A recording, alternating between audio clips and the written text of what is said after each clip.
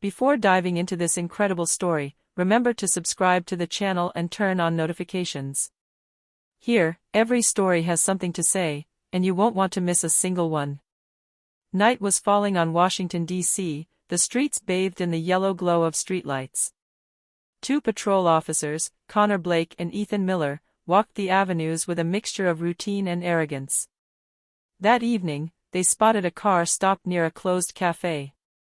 For no apparent reason, they decided to approach it. Inside, a man waited calmly, his gaze fixed on the dashboard. When they knocked on his window, he lowered his head gently, a polite smile on his lips. "Good evening, gentlemen, can I help you?" he asked. Blake frowned. There was something about the man's composure that bothered him. "Do you know why we're arresting you?" he asked sarcastically. But before the man could even reply, Miller pulled out his handcuffs. Within seconds, Henderson was handcuffed. The police officers laughed, cruel in their contempt. "Another one who thinks he can defy us," Blake muttered. But they were unaware of a crucial truth: the man they had in their hands was no ordinary citizen. Marcus Henderson, a U.S. Army general, was used to dealing with far more dangerous crises than two arrogant police officers. His blood boiled not with fear or anger, but with cold determination. In a calm but firm voice, he said, "You have just made a grave mistake." Then he took out his phone and made a direct call to the Pentagon, a call that would seal the fate of the two police officers. Each word resonated like a hammer blow: injustice had a price, and that price would be paid without delay. A few hours later, Blake and Miller were suspended. Surveillance videos and witness statements corroborated Henderson's story. What had begun as a display of power and racism turned into a brutal downfall. The officers' reputations were destroyed, their careers ruined, and their arrogance exposed. Henderson, for his part, continued on his way with his characteristic dignity. His message was clear: racial contempt and blind arrogance will never survive in the face of justice and honor. The next morning, Washington, D.C. was eerily calm. The streets seemed to breathe after the tension of the previous day. Marcus Henderson was already at the Pentagon, discussing matters with his assistants and superiors. His call the night before had triggered a chain reaction. The Police Internal Affairs Division had opened an investigation, and the Department of Internal Affairs was already on the scene. Meanwhile, Connor Blake and Ethan Miller, still reeling from the shock, were trying to grasp the magnitude of their mistake. Their arrogance of the previous day had been replaced by a deep-seated panic.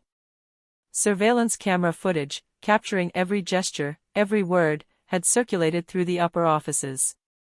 Their colleagues now watched it with a mixture of suspicion and dismay. In a small office at the Pentagon, Henderson calmly reread his incident report. He knew the case would attract media attention, that some might try to downplay it, but he was prepared. His career had been built on discipline, composure, and integrity. This time, those values would be used to correct a blatant injustice. Meanwhile, the two officers were receiving incessant calls from their superiors. "Where exactly were you?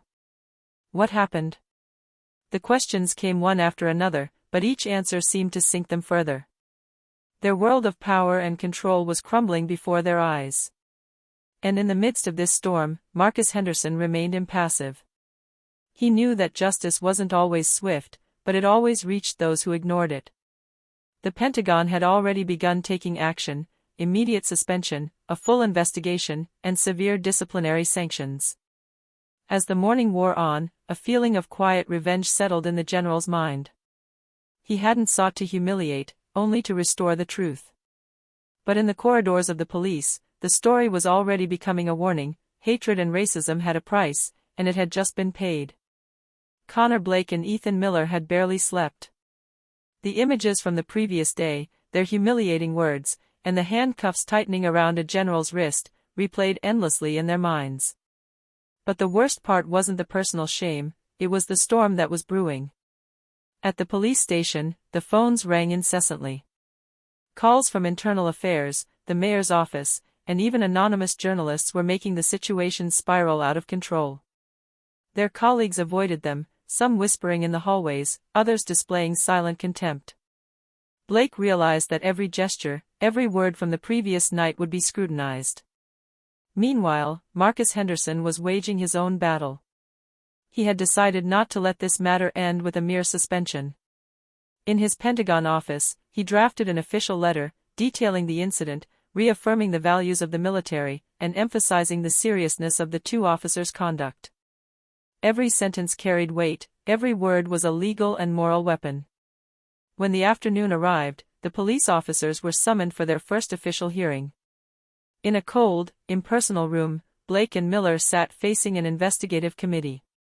The officers' gaze was stern, and every word spoken by the accused seemed to implicate them further. "You were supposed to protect and serve," one of the investigators said. "Instead, you abused your power and humiliated a superior officer. How do you justify that?" No lie, no justification would suffice. Blake lowered his head, while Miller trembled slightly. The humiliation they had inflicted the day before was coming back to haunt them, amplified by the march of justice. Meanwhile, news of the incident was quietly spreading through some local media outlets. Social media was erupting, and calls for justice were multiplying. Henderson, for his part, calmly followed the unfolding case, knowing that every action he took brought those responsible closer to their downfall. The day was drawing to a close, and for Blake and Miller, the reality was stark: their arrogance and racism had set in motion a chain of events beyond their control. The weight of the consequences fell heavily upon their shoulders, and the shadow of General Henderson now loomed over every decision they made. The following days were a nightmare for Connor Blake and Ethan Miller. Their temporary suspension was gradually turning into a permanent dismissal. Every morning, messages from the department and the Pentagon confirmed the progress of the investigation. The evidence was mounting: videos, witness statements, and even internal patrol recordings. There was no escaping reality. The mayor, alerted by Henderson, announced that the matter would be dealt with the utmost severity. "No police officer," he declared publicly, "is above the law. Justice must be impartial." Local newspapers and social media picked up the story, denouncing the racist act and the abuse of power.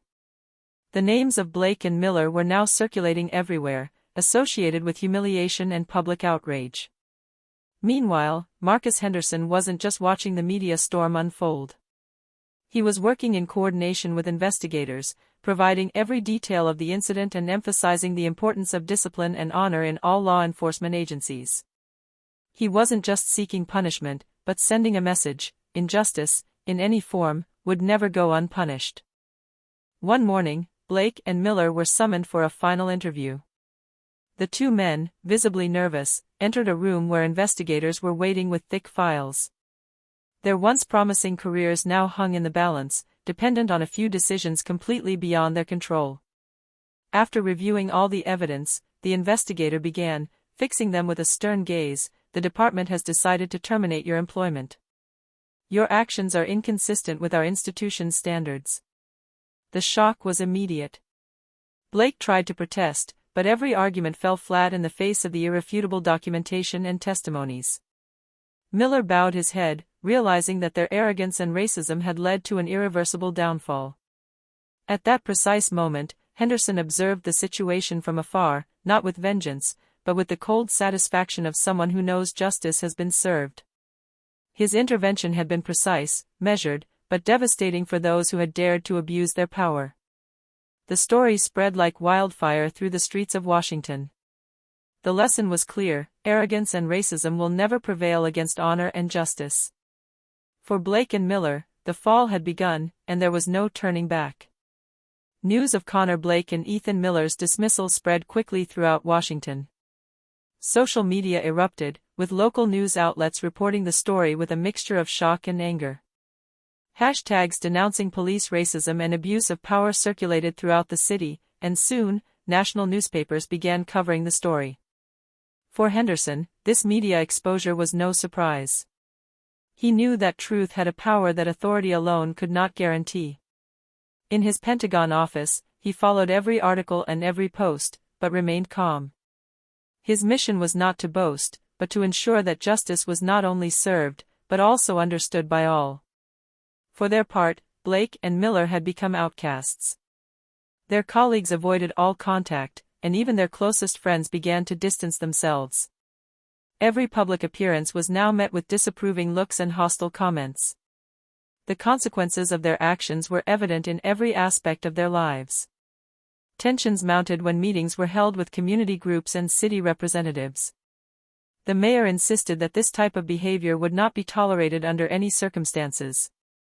Henderson was invited to testify, but he chose to do so with restraint and composure. His precise and measured testimony was relayed to all participants. Every word underscored the importance of discipline, respect, and responsibility. Meanwhile, Blake and Miller tried, in vain, to salvage their reputations. But every attempt was overwhelmed by the irrefutable evidence of their mistakes and by public perception. The anger and humiliation they had inflicted turned against them exponentially. As the days went by, the story became a symbol.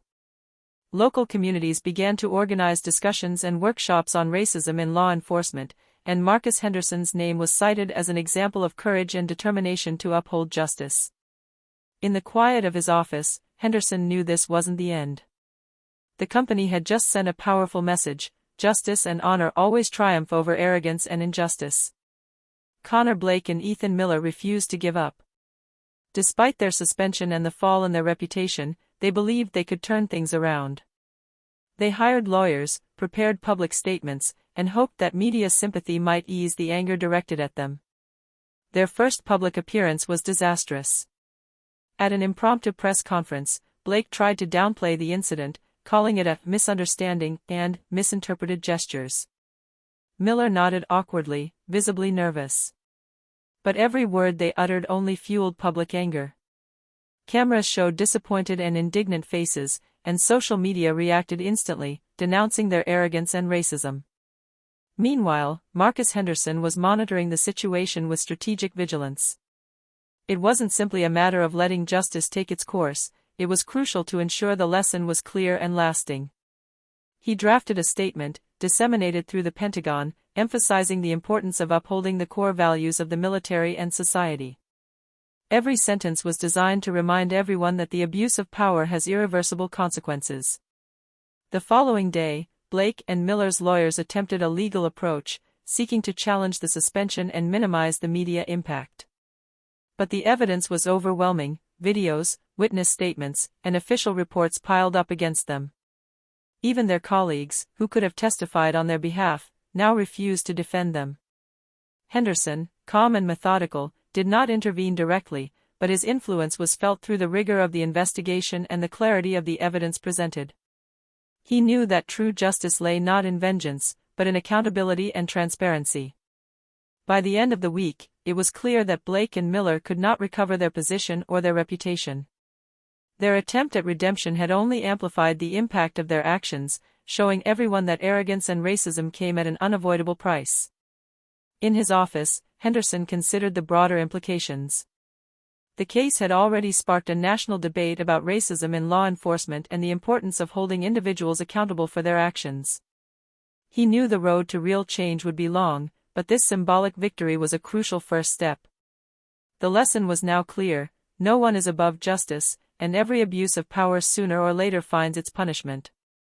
The weeks that followed were a lesson in humility and bitterness for Connor Blake and Ethan Miller. Their lives, once defined by arrogance and power, were now reduced to silent, solitary routines. Calls for old positions, attempts at friendly contact, everything had dried up. Everywhere they went, their name evoked scandal and humiliation.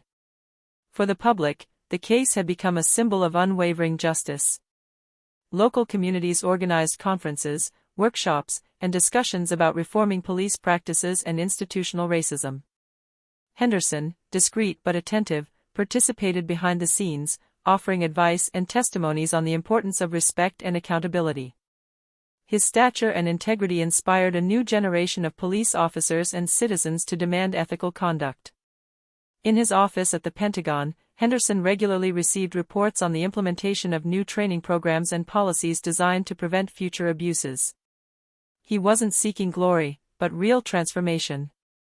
The incident had served as a catalyst for concrete changes: stricter oversight, increased awareness, and a constant reminder that authority without accountability has no place in a just society. Blake and Miller, for their part, had become living warnings. Every social interaction, every mention of their names in the media, reminded them of the failure of their arrogance. They had learned, too late, that the abuse of power and racism leave lasting scars, not only on the victims, but on those who dare to perpetrate them. For Henderson, calm had returned. He continued his duties, guided by a sense of duty and honor.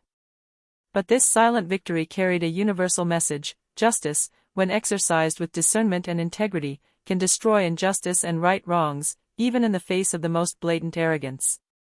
The lessons of this case spread far beyond Washington, D.C., inspiring discussions and reforms in other cities, and reminding everyone that dignity and respect are never optional, especially for those in power.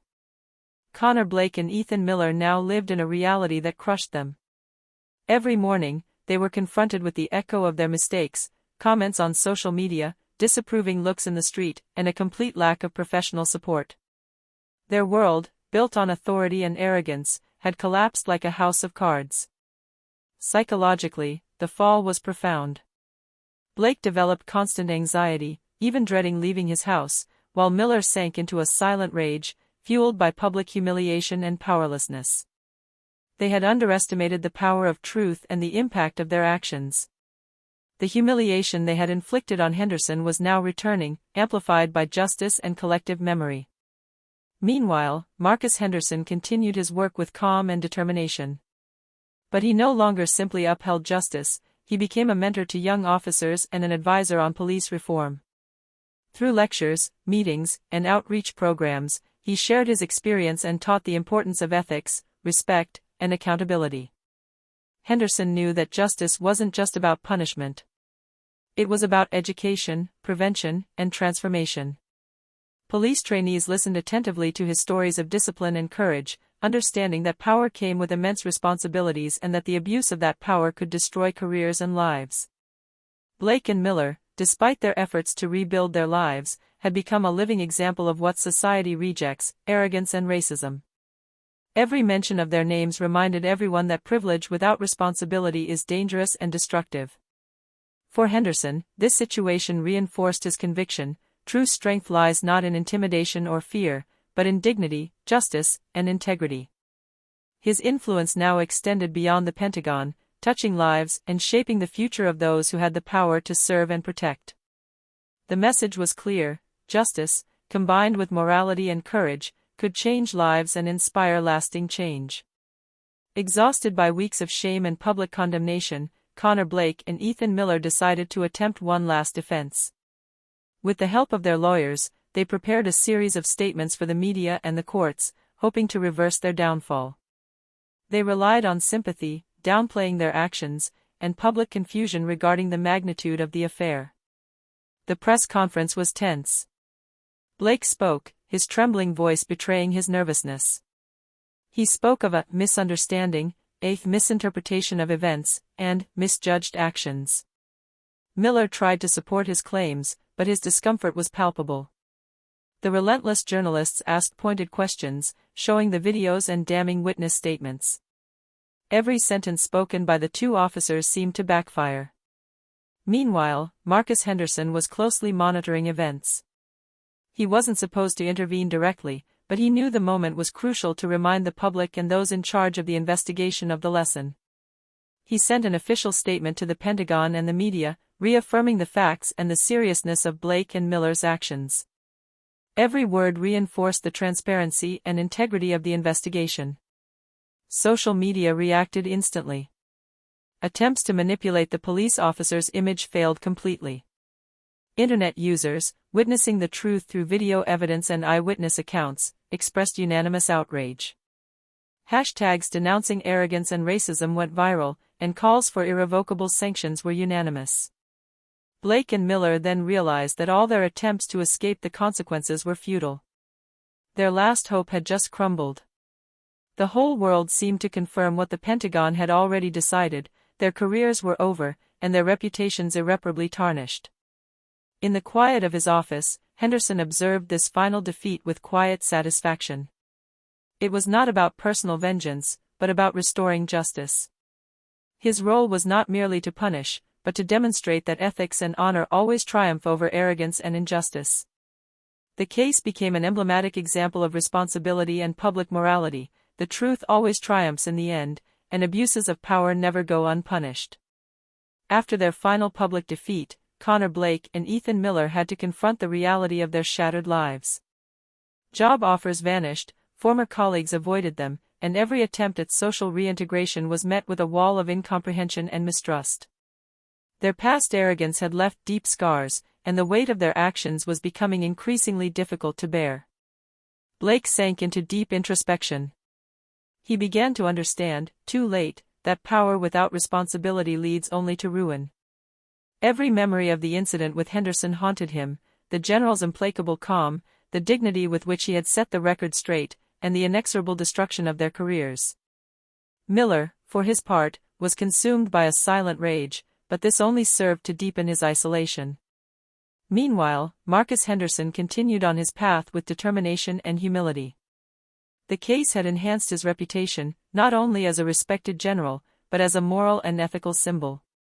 He was invited to speak at conferences, advise on training programs for law enforcement, and participate in initiatives to raise awareness about racism and abuse of power. His voice became a voice for justice, but also an inspiration to those who had the power to make a difference. The impact of the incident on society was beginning to be felt. Reforms were initiated within the police department, training programs were implemented to strengthen professional ethics, and discussions about individual responsibility increased in local communities. The story of Blake and Miller became a stark example of the consequences of disregarding justice and respect. For Henderson, the victory lay not in the humiliation of the two police officers, but in the transformation it had triggered. Respect, dignity, and integrity prevailed over arrogance and injustice, and a clear message resonated throughout the city: actions have consequences, and justice always prevails in the end. The story was nearing its conclusion, but its lessons would remain etched in memories for a long time. Honor, courage, and responsibility are the true measures of power, while arrogance and racism lead only to downfall. Time had passed since the incident that had shaken Washington, D.C. Connor Blake and Ethan Miller now lived in the shadow of their past arrogance. No position in the police force was available to them, and every attempt at social rehabilitation failed in the face of the memory of their actions. Shame followed them everywhere, and they had learned, in the hardest way, that power without responsibility inevitably leads to downfall. For Marcus Henderson, life continued on a higher path, not out of vanity, but out of duty. His intervention had not only put an end to abuses of power, but it had also inspired lasting reforms. Training programs on ethics and respect for civil rights were established in several police departments, and his reputation as a symbol of justice and dignity extended beyond the city, reaching the entire nation. At a ceremony recognizing his actions and commitment to justice, Henderson delivered a simple yet powerful speech. Authority without integrity is dangerous. Arrogance without conscience leads to downfall.